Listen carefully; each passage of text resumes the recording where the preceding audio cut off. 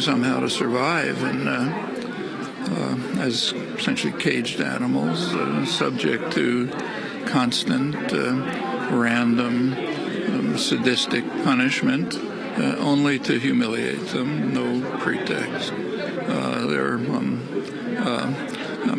Israel and the United States keep them alive, basically. They don't want them to starve to death. But life is set up so that you can't have a dignified, decent life. In fact, one of the words you hear most often is dignity.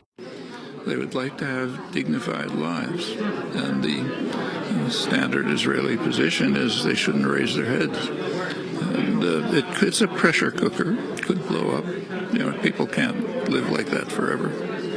You described it in a piece you wrote as an open-air prison. It's an open-air prison. As soon as we've all been in jail for civil disobedience and so on. And the overwhelming feeling everyone gets is somebody else is in total control of you. There's an arbitrary authority who can control anything you do. Stand up, sit down, find something to eat, go to the bathroom, whatever it may be. They'll determine it. You can't do anything. And that's basically what it's like living there. I mean, there's people find ways to adapt, but it's just a constant, it's constant subjugation to an external force which has no purpose except to humiliate you. Now, of course, they have pretexts. Everybody has pretexts, but they don't make any sense.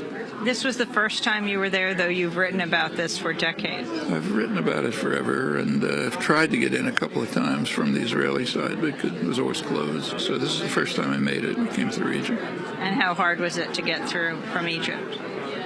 There's a lot of bureaucratic hassles, and the border's still apparently controlled by the Mukhabarat, the old security services, who were close to, they were under Mubarak, they were close to the Mossad, close to Israeli, to the CIA, and a lot of it, it's hard to know how much is just bureaucrats trying to make life difficult for you, and how much is planned harassment. I mean, for people like us, what does it matter? So we wasted 2 days, but for the Gazans, it's no joke. I mean, if you want to go through something like passport control, you sit for 3 hours while they doing pointless things.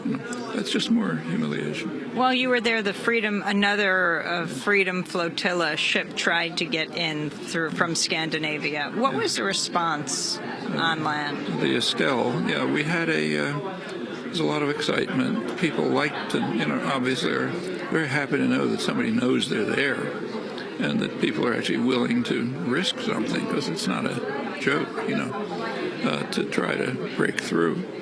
And we had a press conference at the port, and to my amazement, it was actually covered in the most reactionary newspaper in Israel, Sheldon Adelson's newspaper, Israel Hayom. Look it up. Yeah, they had a fair report of it, quoted the press conference, even had a clip of it. But for the people there, it's just a sign you haven't forgotten us. Maybe we'll get out somehow. And we're speaking for the first time after President Obama was just reelected. Your thoughts? Well, there are two good things about it. One is the worst didn't happen, and it might have. The second is it's over, so we can put it behind us and get back to work. Exactly what you said today.